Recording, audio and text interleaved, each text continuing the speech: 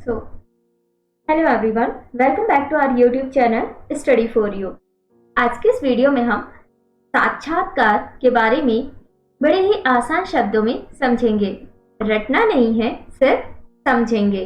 Okay, तो आप सिर्फ मेरे शब्दों को ध्यान से सुनिएगा बस, और आपको कुछ नहीं करना है, बाकी काम मेरा है। मैं आपको बैठे बैठाए कुछ ही मिनटों में पूरा का पूरा टॉपिक अच्छे से समझा दूंगी, तो और आपको बहुत अच्छे से समझ में भी आएगा। तो आइए बिना समय गवाए शुरू करते हैं अपने टॉपिक को। तो हम पढ़ेंगे आज की इस वीडियो में साक्षात्कार के अर्थ, परिभाषा, विशेषताएं, प्रक्रिया, साथ ही शॉर्ट फॉर्म में देखेंगे गुण और दोष। ठीक है, बड़े ही आसान शब्दों में मैं आपको बताऊं तो साक्षात्कार शब्द अंग्रेजी के इंटरव्यू का हिंदी रूपांतरण है। इंटरव्यू जो है दो शब्द से मिलकर बना है, इंटर और दूसरा व्यू। ठीक है, अब इंटर का मतलब होता है अंदर, व्यू का मतलब होता है देखना, यानी या फिर हम दूसरे शब्दों में कह सकते हैं अवलोकन करना। अब मैम अवलोकन करना क्या मतलब होता है? आपको नहीं पता है ना, कोई बात नहीं, मैं हूं ना, मैं आपको बताती हूँ अवलोकन मतलब क्या होता है। अवलोकन मीन्स होता है ऑब्जर्व करना। क्या करना? ऑब्जर्व करना,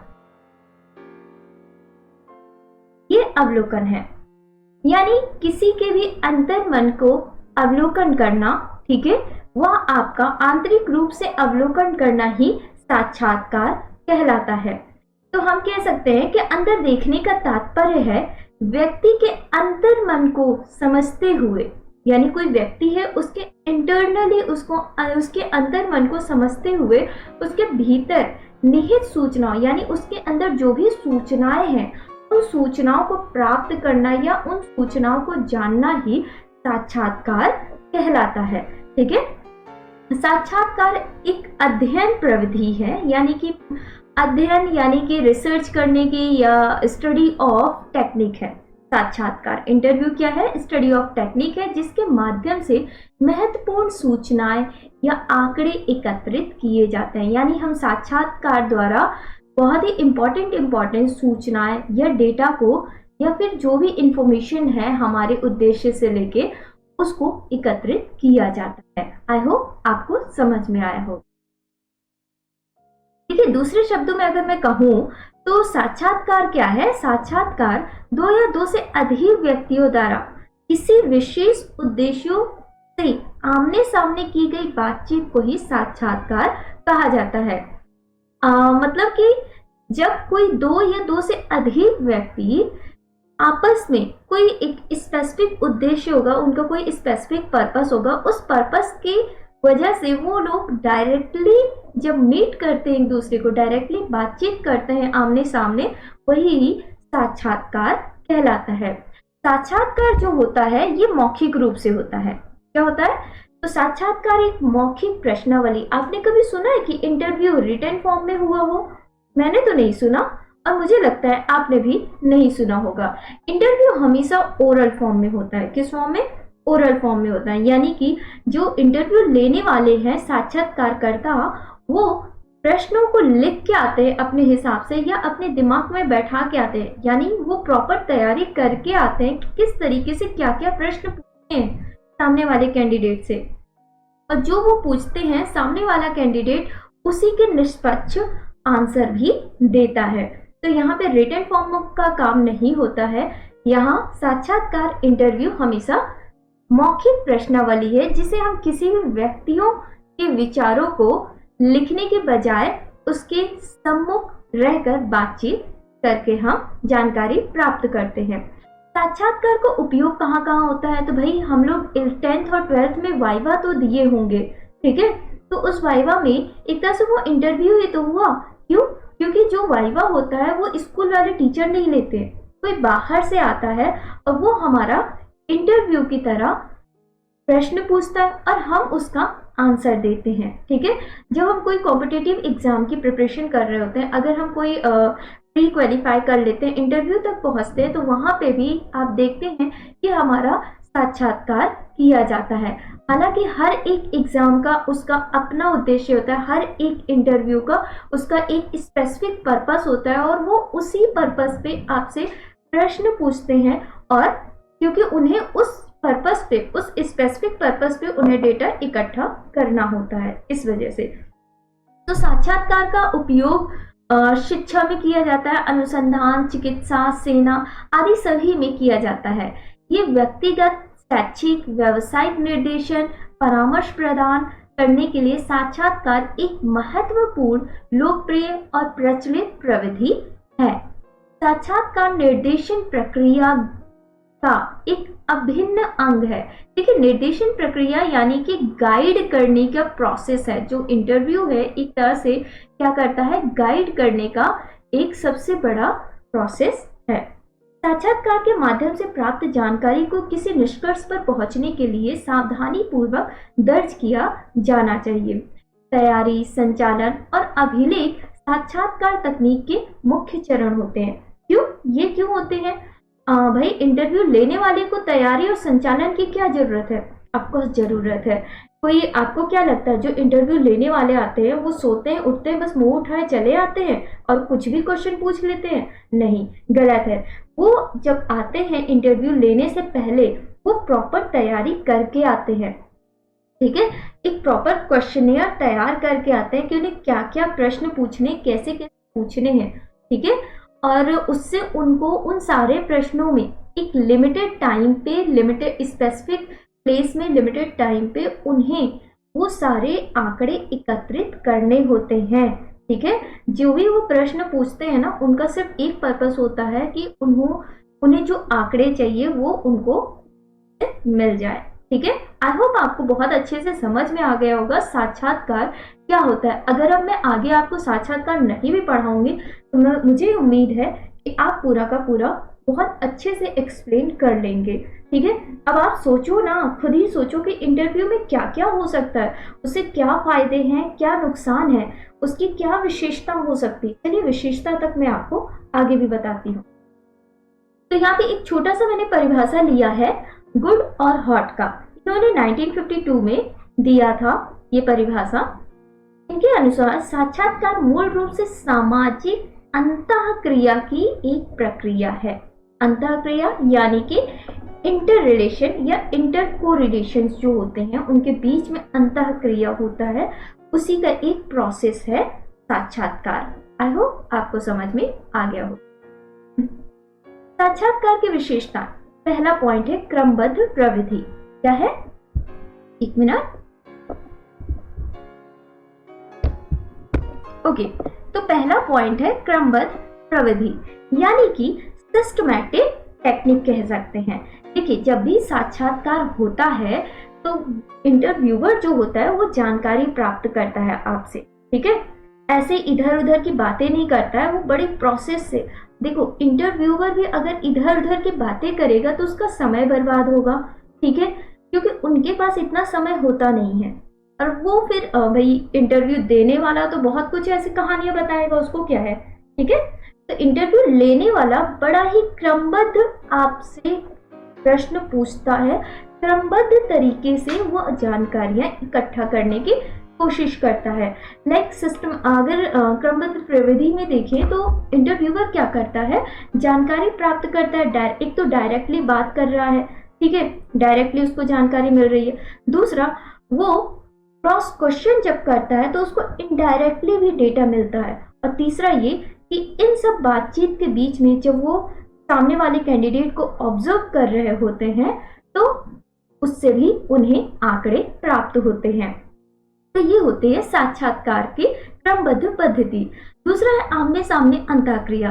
भाई, साक्षात्कार आमने सामने ही होता है, ठीक है।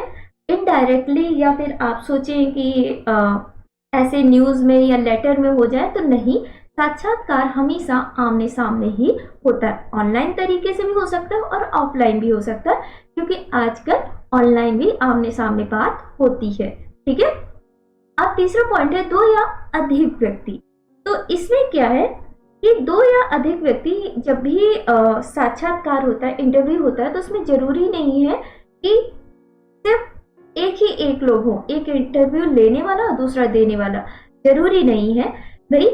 कभी कभी हो सकता है कि इंटरव्यू लेने वाले एक से अधिक हो। आप आईएएस पीसीएस में देखते होंगे, वीडियोस में देखते होंगे कि उसमें 3-4 लोग होते हैं इंटरव्यू लेने वाले, और एक कैंडिडेट जाता है इंटरव्यू देने के लिए, ठीक है। लेकिन स्कूल में या फिर और कुछ ऐसे सिचुएशन होगा जहाँ पे समय की लिमिटेशन होगी, तो आप वहां देखेंगे कि एक इंटरव्यू लेने वाला होता है और 2-4 स्टूडेंट्स होते हैं इंटरव्यू देने वाले। तो हम कह सकते हैं कि एक से अधिक इंटरव्यू लेने वाला भी हो सकता है और देने वाले भी हो सकते हैं, ठीक है। फोर्थ पॉइंट है विशिष्ट निर्धारित उद्देश्य। यस, मैंने आपको ये बार बार बताया कि इंटरव्यू जो लेते हैं ना, उनका एक स्पेसिफिक पर्पस होता है, ठीक है, और वो उसी स्पेसिफिक पर्पस के ही तहत आपसे प्रश्न पूछते हैं, क्योंकि उन्हें वो सारे आंकड़े एकत्रित करने होते हैं, ठीक है। पांचवा पॉइंट है अंतः व्यक्तिक स्थिति। अंतः व्यक्तिक स्थिति मतलब इंटरपर्सनल सिचुएशन। कहने का मतलब कि जब इंटरव्यू लिया जाता है तो लेने से पहले वो क्या करते हैं, एक दूसरे पे अट्रैक्शन करते हैं, मतलब इंटरेक्ट होते हैं। जैसे कि इंटरव्यू जो लेने वाला होता है वो देने वाले से इंटरेक्शन करता है, ताकि वो फ्रेंडली हो जाए और वो जैसे भी अगर प्रश्न पूछे तो वो सही सही उसका आंसर दे सके, ठीक है। तो ये अंतःव्यक्तिक स्थिति होती है। अब छठा पॉइंट है सूचना आंकड़ों तथ्य संकलन, यानी कि इसमें डेटा को कलेक्ट किया जाता है, और ये बहुत ही महत्वपूर्ण है। क्यों? क्योंकि भाई जो आपसे इंटरव्यू ले रहा है उसका तो मेन पर्पस तो यही है ना कि आपसे सूचनाएं या आंकड़े को एकत्रित करना। तो सूचनाओं और आंकड़ों का संकलन साक्षात्कारकर्ता द्वारा खुद किया जाता है, यानी जो इंटरव्यू ले रहा है वो खुद डेटा कलेक्शन का काम करता है या फिर किसी यंत्र द्वारा सहायता लेता है, ठीक है। आई होप आपको विशेषताएं बहुत अच्छे से समझ में आ गई होगी। तो आइए आगे देखते हैं साक्षात्कार की प्रक्रिया। अब देखिए, मैं आपको बार बार बोल रही हूँ कि इंटरव्यू लेने से पहले वो तैयारी करते हैं, ठीक है। अब वो कैसे तैयारी करते हैं, क्या क्या तैयारी करते हैं, वही है प्रक्रिया, यानी कि कुछ स्टेप्स होते हैं।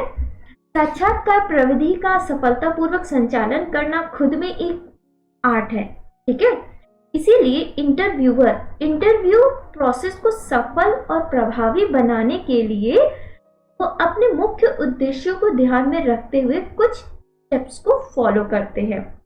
जैसे पहला पॉइंट है साक्षात्कार की तैयारी। तो भाई प्रिपरेशन ऑफ इंटरव्यू लेने से पहले वो कुछ तैयारी करते हैं, जैसे कि उन्हें क्या क्या करना है, पूरा परिचय लेना है, ठीक है, जो सामने वाले का है, इंटरव्यू गाइड करना, प्रतिभागियों का चयन करना, प्रश्नों की सूची तैयार करना, उसके बाद समय और स्थान फिक्स करना, एक निर्धारित समय और स्थान पे इंटरव्यू लेना। ये सारी तैयारी पहले से की जाती है इंटरव्यू लेने से पहले। भाई आप जगह नहीं डिसाइड करोगे, समय नहीं डिसाइड करोगे, इस तरह कैसे चलेगा, ठीक है।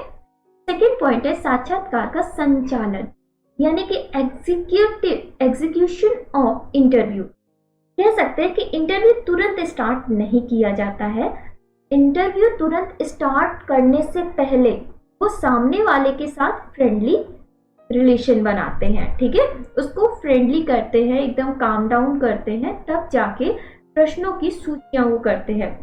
क्लैरिफिकेशन ऑफ पर्पस, इंटरव्यू लेने से पहले उनको क्लैरिफाई होना चाहिए, मतलब क्लियर होना चाहिए कि उनका मेन पर्पस क्या है ये इंटरव्यू लेने के लिए, ठीक है। और साथ ही साथ उन्हें सामने वाले को भाई एनकरेज करना है। जैसे कि अगर कोई इंटरव्यू दे रहा है, अगर वो कुछ गलत बोल पा रहा है या बोलने की कोशिश कर रहा है, थोड़ा हकला रहा है, तो उसको एनकरेज करना है, ना कि उसको डिस्करेज करना है, एनकरेज करना है, ठीक है। सेकंड पॉइंट में ये है। और ये भी है कि भाई सहानुभूति दिखानी है सामने वाले को, ये नहीं चिड़चिड़ापन हो, थोड़ा सा कुछ गलत बोल रहा है या हकला रहा है डर के मारा, तो आप उसको डांट दे रहे हो, चिल्ला दे रहे हो, चिड़चिड़ापन दिखा रहे हो, तो इससे क्या होगा कि वो आपको लगता है कि वो सही सही जानकारी दे पाएगा, नहीं, वो सही जानकारी नहीं देगा। और हाँ, अपने समय को ध्यान में रखते हुए काम करना है। थर्ड पॉइंट है साक्षात्कार की अनुसूचियों का अभिलेख। साक्षात्कार की अनुसूचियों का अभिलेख, इसका मतलब है कि इंटरव्यूअर जो भी इंटरव्यू में पूछ रहा है, ठीक है, वो सारी चीजें वो रिकॉर्ड करके रखेगा, उन सब चीजों को क्या संभाल के रखेगा कि भाई सामने वाला क्या क्या उत्तर दे रहा है, ये सारी उसके पास रिकॉर्डिंग होनी चाहिए कि इंटरव्यूई ने क्या रिस्पॉन्स दिया है। फोर्थ पॉइंट है साक्षात्कार का समापन। क्लोजिंग ऑफ द इंटरव्यू करने से पहले चेक कर ले कि आपने सभी प्रकार के प्रश्न पूछे हैं कि नहीं पूछे, आपके कोई प्रश्न छूटे तो नहीं है, कोई जानकारी आपको लेनी थी और आप बातचीत में भूल गए हैं, तो उसी समय आपको प्रेजेंस ऑफ माइंड रखना है और वो सारी चीजें पूछनी है। पांचवा पॉइंट है साक्षात्कार प्रतिवेदन की रचना एवं प्रस्तुतिकरण। यानी कि हम बोल सकते हैं कि interview report and it's presentation को तैयार करने के लिए क्या करना है, आंकड़ों को तैयार कर लेना चाहिए, भाई उन्हें क्या कैसे करना है, इस सारे उनको एक फॉर्मेट तैयार कर लेना चाहिए जिससे उन्हें डेटा लिखने में प्रस्तुत करने में प्रॉब्लम्स ना आए। आई होप आपको यहाँ तक प्रक्रिया तक समझ में आ गया होगा। बस अगर आपको यहाँ तक समझ में आ गया तो सिंपल है, अब आपको ये सब गुण बताने की जरूरत तो मुझे नहीं लगती है, क्योंकि मुझे पता है आप लोग बहुत समझदार हैं और आराम से आप लोग ये सारी चीजें कर लेंगे।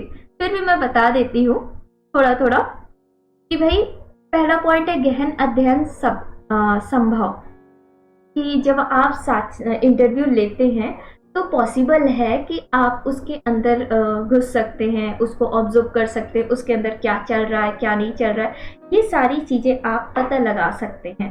तो गहन अध्ययन, क्योंकि आप डायरेक्टली बैठे उसके एक्सप्रेशन, उसकी हेजिटेशन, उसकी बॉडी लैंग्वेज, ये सारी चीजें आप समझ सकते, ठीक है।